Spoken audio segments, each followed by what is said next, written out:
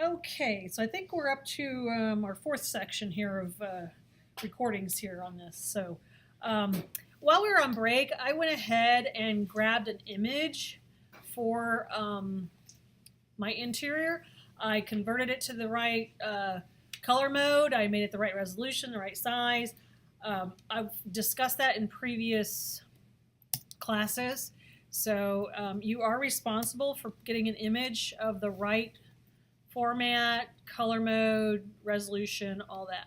So I'm going to go ahead and put that image in because um, I like to kill time. I like to kill time efficiently. So I kind of killed some time getting this image ready. So let me reduce this down in size a little bit. Obviously it's rather large. I need to go in and modify that some more.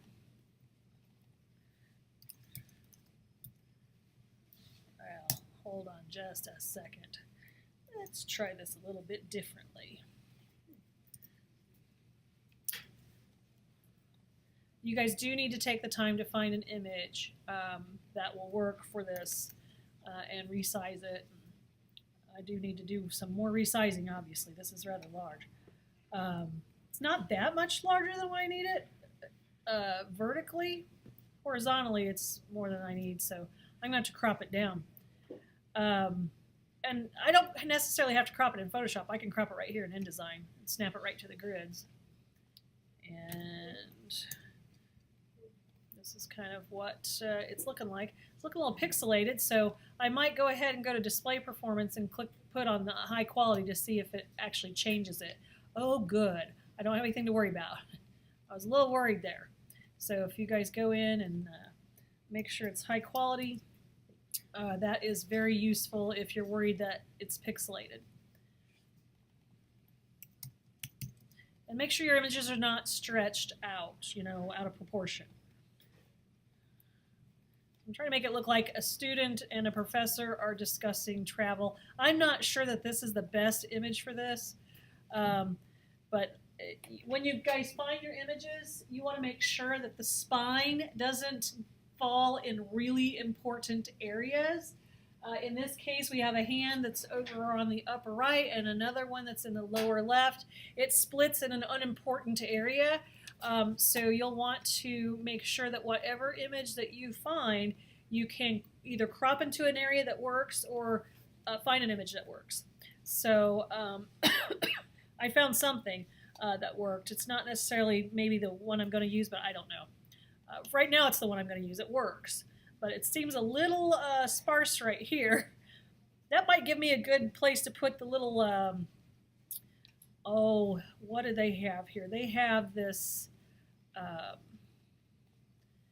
sidebar thing, the client did.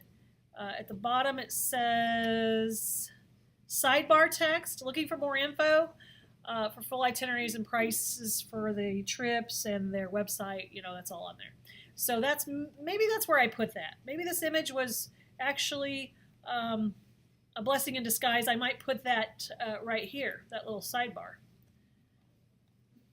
So I'm going to go ahead and separate that sidebar text. You can handle the sidebar however you want, as long as it makes sense.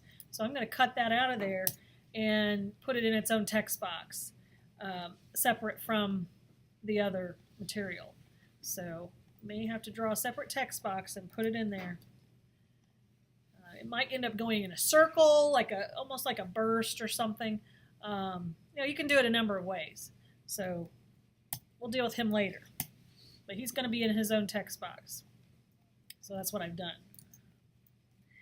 Now, we were wanting to address this problem here. Holy cow, these page numbers, when they get into 3 numerals instead of 2, it throws things off. Now, I was playing around on break to try to figure out how to manage that. And one of the ways, I'm going to go outside the paragraph style for just a second. One of the ways I was looking at doing this was getting into that paragraph, bringing up my paragraph formatting control panel. Right now I have a slight left indent, 0.02 inches. I'm going to take that down to 0. When I took it down to 0, it almost centered this number, But then you'll notice that the page 113, because 2 1s take up less space than a 1 and a 0 for 103, they obviously take up different amounts of space. So I'm like, well, can I go in here and take down the, oh, there we go, take that down too. And I'm like, well, that looks pretty good actually. So that's centered, but this is still like, he's not perfectly centered. So I might, can I go negative? Nope, I can't go less than. So when it comes to this kind of finessing, I may have to revisit what I'm doing with my little dot, with my paragraph rule. If I revisit it for these lines, then I have to also revisit for the other lines. Yeah. I just shifted mine with the top line indent. Oh yes, the first line indent, which is right here. Yeah. Here it is. It won't let me take it down past the I just highlighted measure. The number. Well, let me try that. And scooted it over. Sure. Well, you might also have a little left indent too. Let me show my invisibles real quick. So the theory is if you take this number and you do a negative first line indent, that might work too. However, in my situation, it's already up against the edge of the text box. If it's up against the edge of the text box, it gives me a warning that says it can't set the text outside the text frame.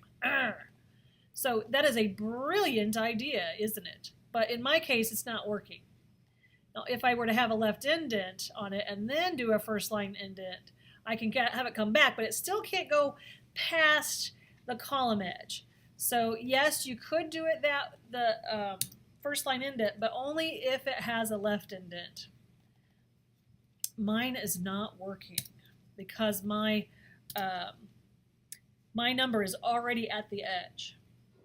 So I may have to do a little bit of doctoring up, so to speak, as my grandma used to say, a little doctoring up. Now in this one it worked just fine. So I'm like, I'm pretty happy with that. The Americas, but in Asia and beyond, and in which is page 135, and in Germany and Central Europe, those are not acting nice. I'm gonna go ahead and take the indents off of them. I'm like, well, that's good, but if you look at it, that is not optically centered.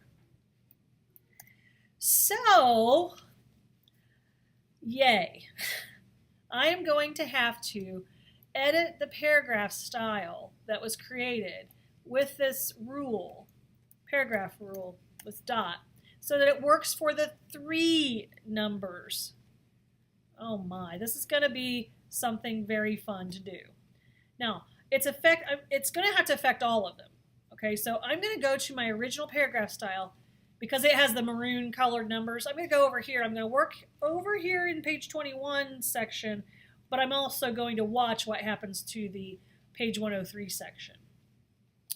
So I am going to edit the paragraph style, and I am going to have to mess around with that paragraph rule just a little bit. Now I want to be able to see what's going on with my 103. My 21, I'll also have to watch that too, but right now I'm going to see what's going on with my 103. I need to have a left indent of possibly 0 for that, or near 0. So I just put on 0 and I made the right indent so it would come back. So I'm like, okay, that could work, but it's a little far in. So on my left indent, instead of 0.06, I might do like a 0.03, half of that. Okay, that looks better. Now my right indent, I'm going to have to minus the same amount, minus 0.03, or plus 0.03 rather.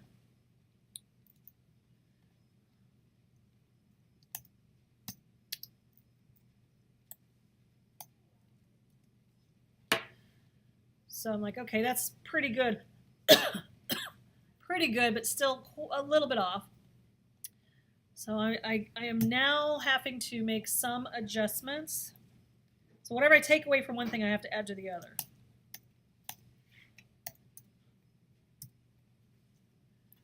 Ooh. Plus 0.02. Oh my, it's disappeared. So this part of it is a bit of struggle, I have to say. So I'm just trying to get that just right. You guys are going, oh man, this is a pain in the neck. Why not just draw a circle and put it behind there? Well, when you got to reflow your text, you don't want the circles to move. You want them to stay with it. So this is definitely a pain in the rear end, to say the least.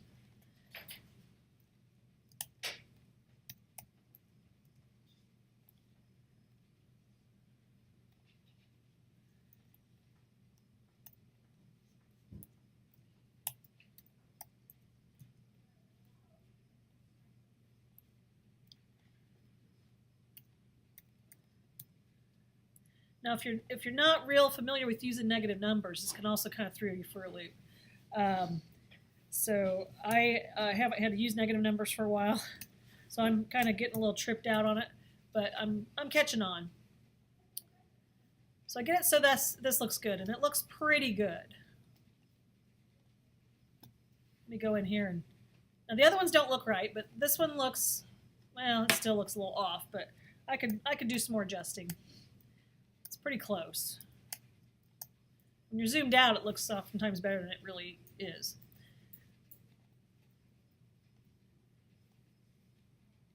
This is that little minutia stuff that drives us crazy.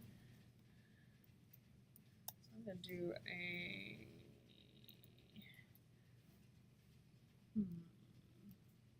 minus 0.01, and this would be a plus 0.01. Plus 0.01. There we go. I think I've got it where I want it now. Boy, that takes me a bit. There, that seems about right. Now, the bad thing about it is now these seem a bit wrong. Really frustrating, huh? So what I might do is I might go ahead and create a separate paragraph style for these 3-digit things. So I may go in here and do a new paragraph style, and I might call it 1.5 section, or let's say 1.5, because I already have a number 1, 1.5. 3 digits, 3-digit section.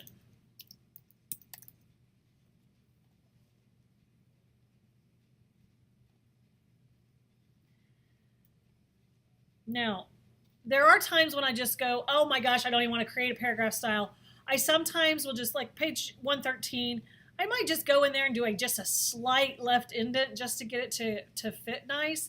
So I might do a 0.02 or 0.03, and I'm like, okay, good. Yes, I know that paragraph style is now messed up, but sometimes if it's just a one and done, I oftentimes will do that. I'm like, you know what? Sometimes I got to sacrifice because it's just going to drive me crazy. Now, when I go back here, I will edit these paragraph styles and give this maybe a slight left indent. So I'm going to go to my indents and spacing and give it just a bit of a left indent, so that way those numbers look optically centered. The 2-digit numbers.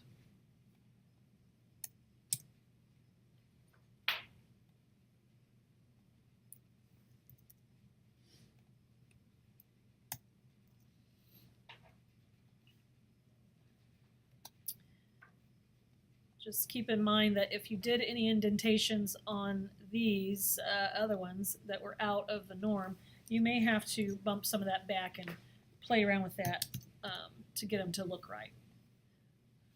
So there's some additional formatting I'm doing outside the paragraph style, just because I have a couple of special little circumstances.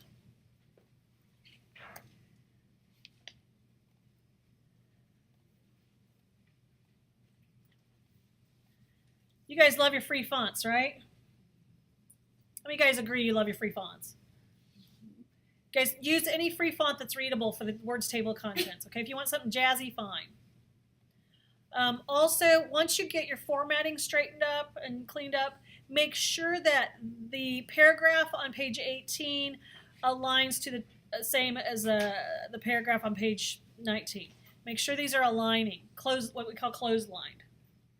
How you know is when you're clicking on the box and you drag it around, it will come up with this green line that, and if you look across that green line, which was right here, if you look across, it is snapping to the other one. So it's aligning perfectly. You don't have to guess. The computer does it for you.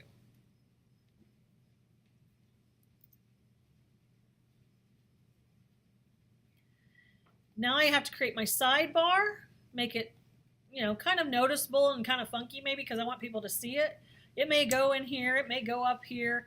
It just depends on what image you have and how you want to manage that. But you need that sidebar, and that sidebar should be treated in some fashion where it's like, hey, look, it's like almost like in the old days we did them as starbursts, and that's kind of old-fashioned. We don't normally do things in starbursts now. It might be in a circular shape. It may look like a globe. I don't know. That's up to you. You have free choice on what you do with that. Just don't make it boring.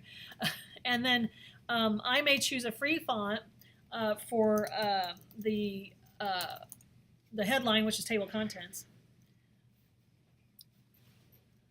So maybe I'll do this Uther stuff. See ya. So I'm going to load me this free font. I'm going to do it the wrong way. I'm just going to click install font. That's not the right way, but I'm in a hurry. So I've just got to hurry. So for table of contents, I'm going to do something funky. I'm going to use a funky font.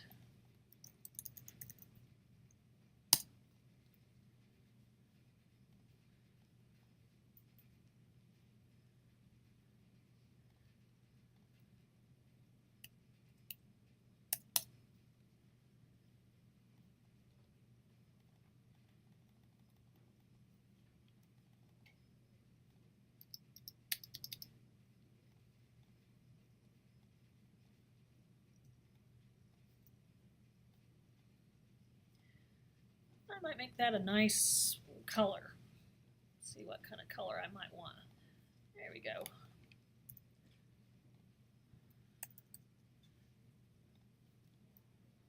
Now, if you do your funky, cool font and it seems like things are out of balance, change it up a little bit, move things around so it has good balance.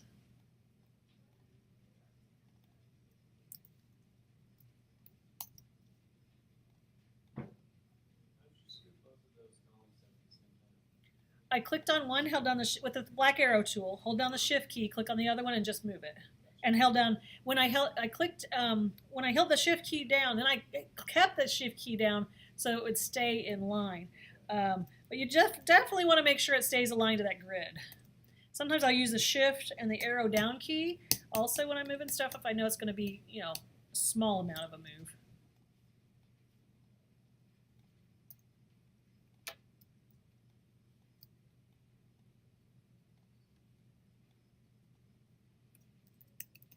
So you guys have free reign on what you do with the words table of contents, and you also have free reign on what you guys do with the sidebar text. I'm not sure I would use this font for that. It might be a little hard to read, but for longer words, italics, or not italics, but cursive can be a little harder for people to read if it's a lot of long words. And don't use cursive all caps, oh Lord. Script all caps is like, no, no, no, do not do that.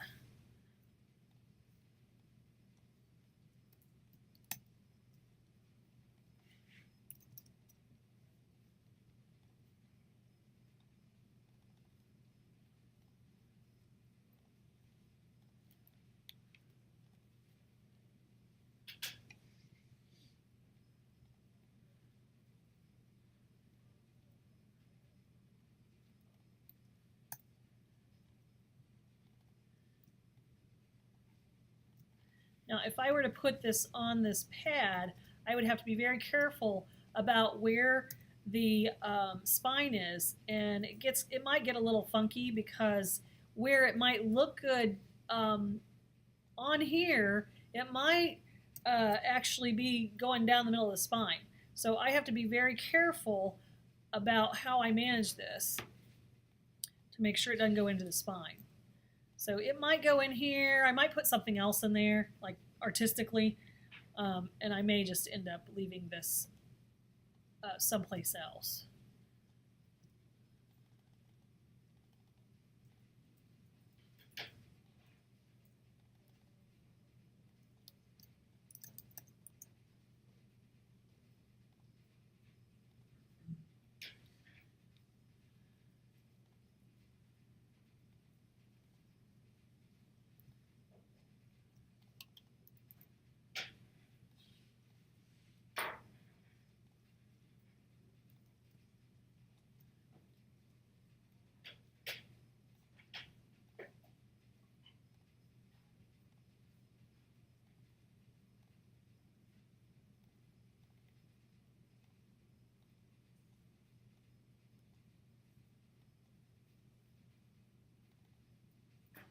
And guys, when you have, let's say I do my sidebar like this. When you have something like this, make sure if you have a website, such as here, make sure everything's the right size. Like right now, I got 2 different sizes going on. So that trips is the wrong size. So let me get the right size in there. Make sure that the website is not broken between 2 lines. Like it says visit www blah blah blah, and then trips is at the end. You know, maybe do a soft return, which is known as a shift return. You can hit shift return for that, and looks like my leading's off here, so let me get those both correct. Whoa. Oops, I'm doing all sorts of fun stuff. 13 points on the leading, there we go. Last line doesn't seem properly leaded. Aha, there's the culprit. What would have happened if you'd done hard return? It starts a new paragraph, which actually in this case it wouldn't be bad, but it's technically within the same paragraph. If it's within the same paragraph, I do a soft return. Because if I get in the habit of hitting the return to move something to the next line within the same paragraph, it'll put whatever new paragraph formatting is on there. So if I had a rule or something, it would put it on that text. So I do shift return or soft return when I want it to stay part of the paragraph, but it needs to be in its own line. That's a good question.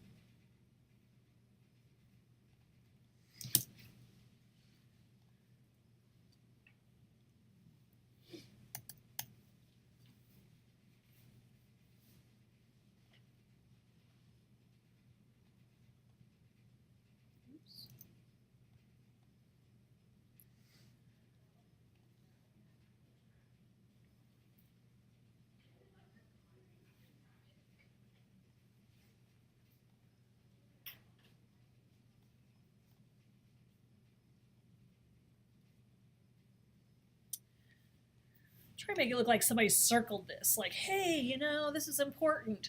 The only problem is in InDesign, you don't have, you know, if I do it with a pencil tool, it looks awful. So I'm going to try to do like a circle, like as if somebody were to quickly circle this, as if they're like, oh yeah, this is a reminder that I've got to pay attention to this. I want to fill it with none and stroke it with black. But I also want this to look like it was like a pen did it. But in InDesign, you don't have a whole lot of great features for strokes. So this may have to be something I may have to create in Illustrator, that little brush stroke. That's what I'm looking for. So I don't think our strokes palette has really a whole lot of brush stroke options here, unfortunately, in InDesign.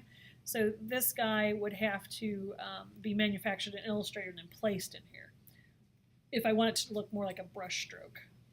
I want to make it look like, hey, you know, look here. Now, I expect you guys to do it different. You know, whatever you want to do is fine. You don't have to do it like mine. That's for darn sure. You know, just do whatever works and looks good. That's what I'm looking for here. What works and looks good.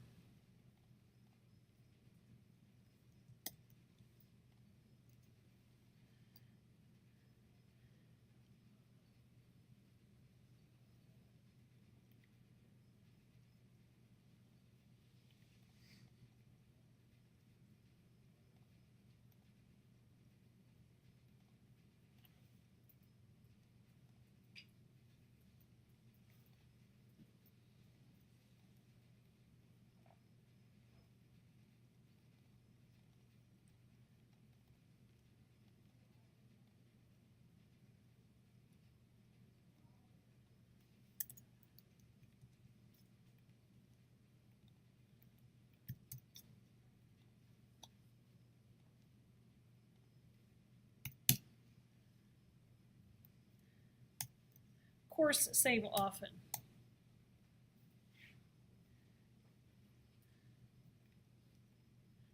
Now, the last thing I'm going to do this, there are some things, well, it's not the last thing actually. There are some things the client didn't, I don't think they made them bold and italic on their Word document. Yes, they did. Ooh, boy, look at all this bold italic stuff. So at the bottoms of almost every section where it talks about the index of those trips, it is bold and italic. Oh, fabulous. But the page number is not bold and italic. So I am going to need to create a character style since it's different from the early parts of the paragraph. I am going to go in here and I'm going to make that bold and italic. Oh my, I don't have a bold italic. So not in condensed. This is where I'm like, oh great, I need to actually load fonts. Using the default fonts, I don't have a condensed medium italic. Now I gotta go find Futura from our fonts that we offer Viscom students. I have to go into my resources area and I need to load the real Futura, not this junk that is preloaded. So if we're missing a bold italic in the font, we have to go and rethink this a little bit and work on it. Fonts are one of the number one pains in the neck in this industry. Because not all fonts are created equally, and not all fonts have all the characters you want. Obviously, in this case, I should have a Futura condensed medium italic, but there is none in my style drop-down menu. There's medium italic, but that's not the same thing. So I'm now going to have to be forced to download some fonts and find the Futura font, which we do own, and that happens to be what I'm using as Futura. And I'm like, man, this is a pain in the butt. But I know that I have Futura here. I know that Futura has a medium condensed. It's in here. I would normally load these through Font Manager, but I'm just going to click Install Font and do it that way. That's cheating, but I'm going to do that. Now I should have a Futura condensed medium. I'm going to have to edit all of these character styles first and make it the right Futura, the one with the STD and the open type. So before I do anything, I'm going to edit this. Let me make sure that Futura is available. So I'm looking for my Futura with the S, the T, and the D at it. There it is. And I bet I have a medium condensed in there. I sure do. Those are not the same fonts. They're different manufacturers. So I am going to have to edit my paragraph style, go into my basic character formats, and make this the other Futura with the S, the T, and the D, medium condensed. Hit OK. And then make sure my, these did it too, good. I see that it's got the S, the T, and the D. But now I can go in here and make this one medium condensed italic or oblique. That's what I want. And I'll have to make a new character style. And I'm just going to call it index. Base it off of no paragraph style. There we go. Oops, that was not supposed to be a paragraph style. That was supposed to be a character style. When one of the things is different and then you've already created a paragraph style for it, make it a character style. So we're going to call this index. Then I can go through, highlight these, and tell them they are index. So that was one little detail that I almost missed in the document that the client had supplied to us, was an italics. Oh, and they wanted it bold too. Gosh darn it. I know, I forgot it was supposed to be bold too. So I'm going to have to edit this paragraph. That's the cool thing about this character style. I can just edit it and make it bold after I apply it. No problem.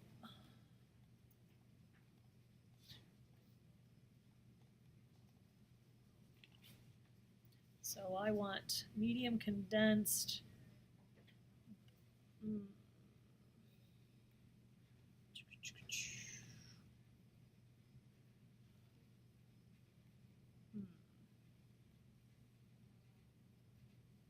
I guess I want bold condensed oblique. Let's preview that. There we go. Yep.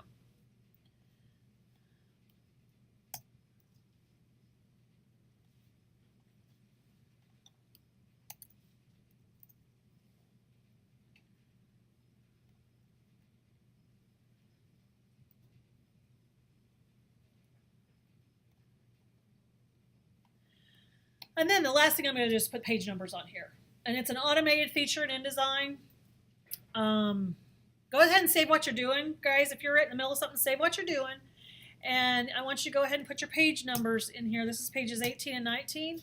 We already know in our pages panel, when we started the document, we named it 18 and 19. So our spread, if I look at my pages palette, is on 18 and 19. So save what you're doing and please follow along on this. Then go back to what you were doing, okay?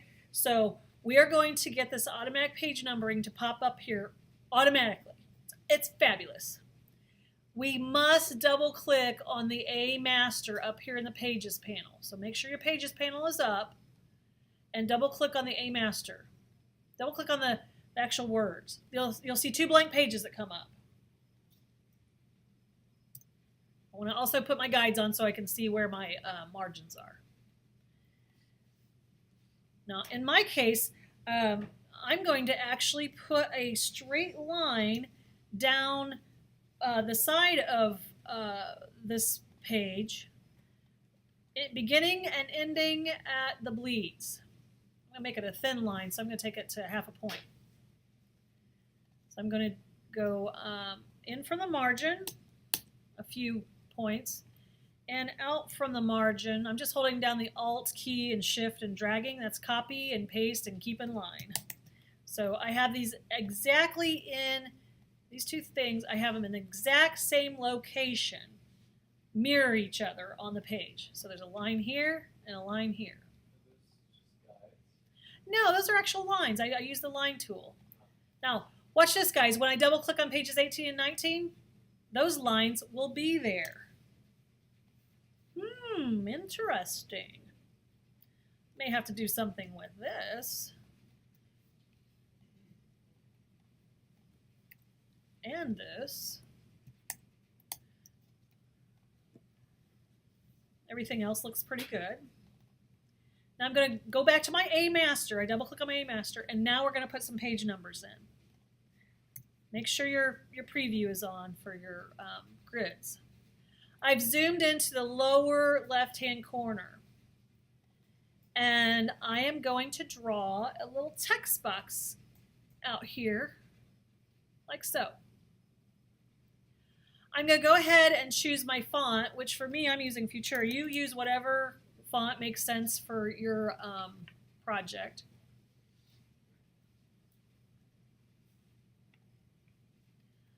Might change the size a little bit. I'm going to probably make this about 9 points.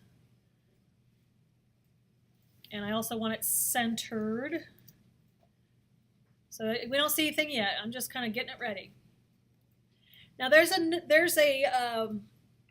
little icon that's going to come up. It's going to look like a capital A, but it won't put a capital A on your pages. This little capital A comes up when I go to Type, Insert Special Character, Markers, Current Page Number. This is your automatic page numbering. Holy cow, look at that keyboard shortcut. Alt, Shift, Command, N for number. Oh my gosh, how am I ever going to remember that? I don't know. I don't usually remember that one. It's Type, Insert Special Character, Markers, Current Page Number. Boy, that's a lot of flyout menus, isn't it? When I do this, it's going to put an A in there, and I'm going to center it. Now, what might happen here is if your box is not big enough, your A will not show up. Okay, you may have to make your box bigger. and then deal with the formatting and the position. So if you're having problems with your box being too small,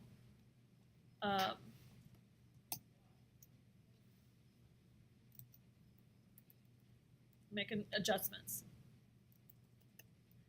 Okay, so I'm going to move him 5 arrow points over. I'm just using the arrow key 5 times. Now what I'm going to do, that's only for the left page. I'm going to click on it, hold down the Alt key, which is copy, and hold down the Shift key, which keeps it in line. I'm going to bring it to the other side. So it just copied and pasted over there, over on the lower right. I'm going to move it over with the arrow key 5 times, because that's where it looks optically centered. For you, it might be 4 times. I don't know. So this is an automatic page numbering icon because we're on the A master. You can make other masters. There's a B master, C master. Right now we're on A master, so it puts an A. If this were on a separate master page called like a B master, that would be a B.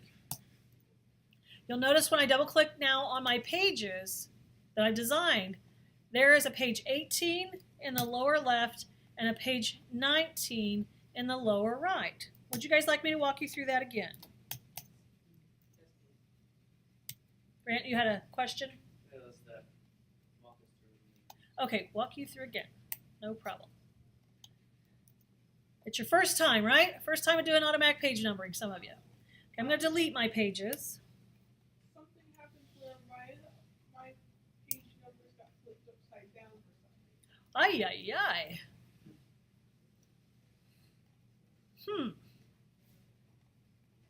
How unusual. Okay, so I double clicked on the A master. Maybe go ahead and delete those, Danielle. I double clicked on the A master. It's 2 blank pages. Okay, I drew a couple of lines. You guys okay with the lines? Okay. I zoom into the lower left-hand corner. I get a text tool, and I'll draw a text box.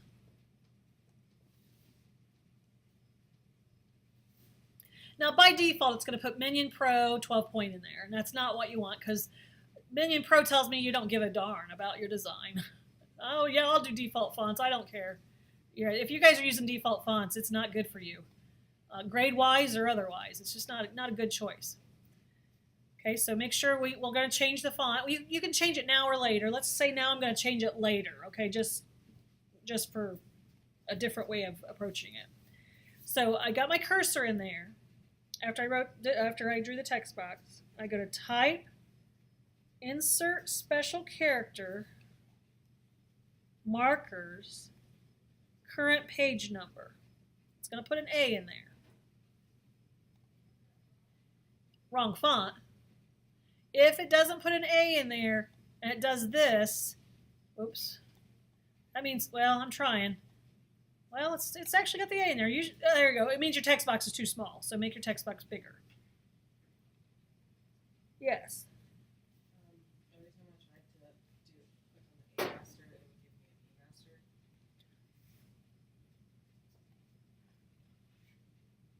Just by double clicking on that? Did you accidentally right click? You didn't click on this create new page while you're in there, did you? Because that's when it'll create a B master. Okay, throw the B master in the trash. So let's say there's a B master in there. Take that guy and go, get out of here. Throw him in a little trash can. And see if you can double click on the A master and get back on there. Yeah, the words A master. And it still gave you a B master? It should give you 2 blank pages. Oh, shoot. Unless it's trying to rename it.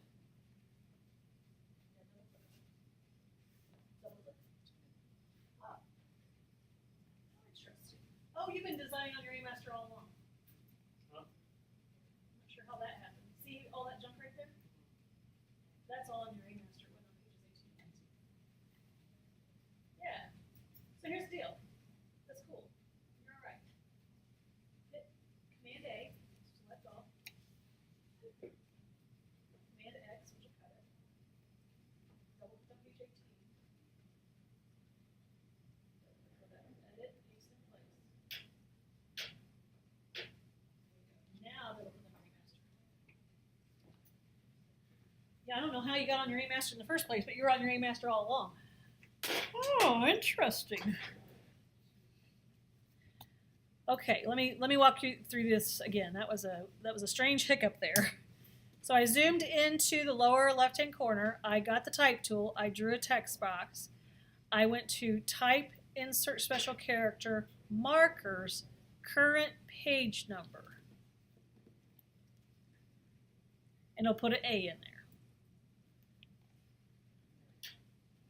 Now, double click on that A, make it the right font, the right point size, the right color, whatever you want there. So go ahead and get that not to be Minion Pro. If it's Minion Pro, oh, you are in so much trouble. You cannot be using Minion Pro unless they told you to. But I told you not to, so don't use Minion Pro. It's default. Default fonts are not a good choice. So I'm going to use my Futura Medium Condensed because that's what I've been using all along for my stuff. Make sure it goes well with your layout.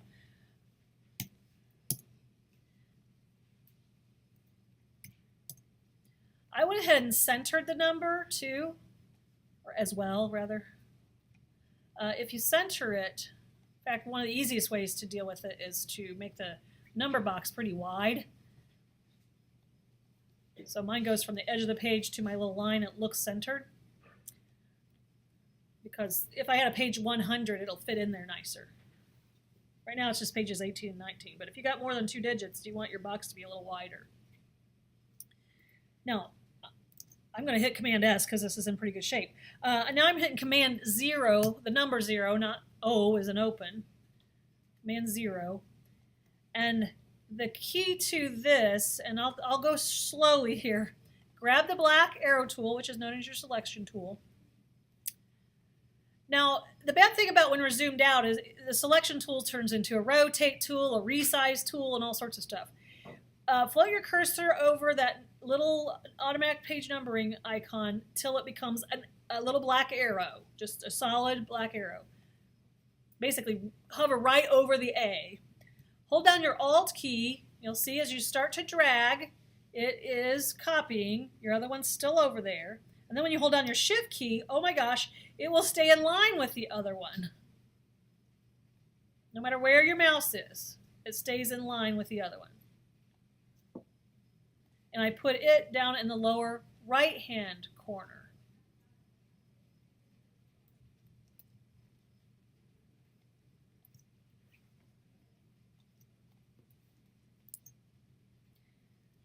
Now, when I double-click on pages 18 and 19, you will see that, oh, look, there's 18.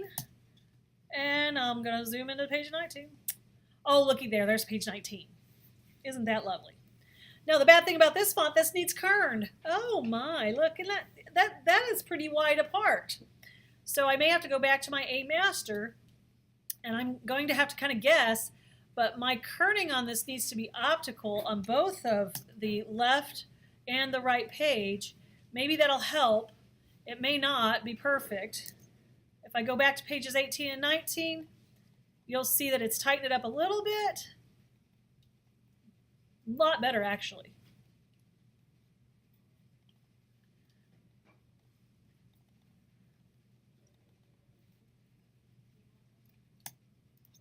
So make sure you do optical kerning at minimum on that.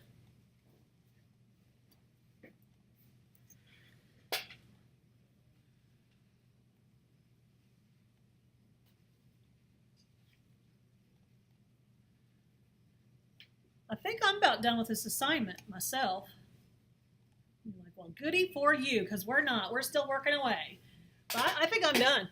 So what I'm going to do is I'm going to put my name on it, real small, maybe up here by this area after I get this kind of optically centered. And I also got to get my swath right, my little swash. And this is so boring, I want to put something in here. So I might do some additional work on it. But I'm going to put my name up here, pretty small type, maybe in some the font that I'm using here.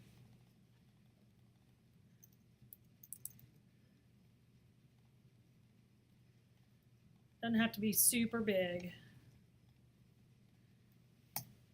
And I'm going to print this thing. I'm going to print to 11 by 17 in spread format. So that would be File and Print. And you want to make sure that you click on Spreads when you print this.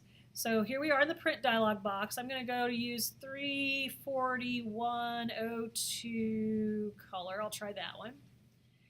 Click on Spreads. Go to Setup. Choose Tabloid. For page, make sure it's landscape. Page position should be centered. And I'll turn on some crop marks and registration marks. And if I did set up a document bleed, so it's at 0.125. If you have 0 there, that means you didn't set up a document bleed. And it's only one spread, so I don't have to worry about turning off any sort of double-sided page stuff or anything. So I'm just going to print it, and we'll see what comes out, and hopefully it'll come out pretty good. And then I would package this, rename the package folder, zip it, and turn it in like we do everything else. So I would go to File and Package. Whoops, let me accept the printing. File, Package. You guys should know how to do all this. Oh, it says a font is missing. Oh, it's probably that silly Calibri thing, which I'm not even using. Wonder if I can click on here and it'll tell me. No, it doesn't tell me. Oh, there we go. I click on fonts. Yeah, Calibri. I'm not using Calibri. It must be a space or something, or an invisible character. So I'm like, I don't care. So I'm going to go ahead and package it, save it, continue, rename it, exercise 6. Go ahead and package it. It should IDML it. It should PDF it. You guys, if you are going to work on this for homework, package it before you leave today so that you will have at least the fonts that you're working with. And if you work at home, make sure you package it there, because if you want to come in here and print it, you can't open your INDD file. InDesign has done an update, and it takes a lot of, it takes IT a lot of time to do updates on these, so they haven't updated InDesign. So if you have InDesign at home, you have the most recent version. If you don't package at home before you come in here, you won't be able to open up your InDesign document. You'll be able to open your IDML document if you package. Okay, so make sure if you work away from here that you package your stuff before you come back here. Always package.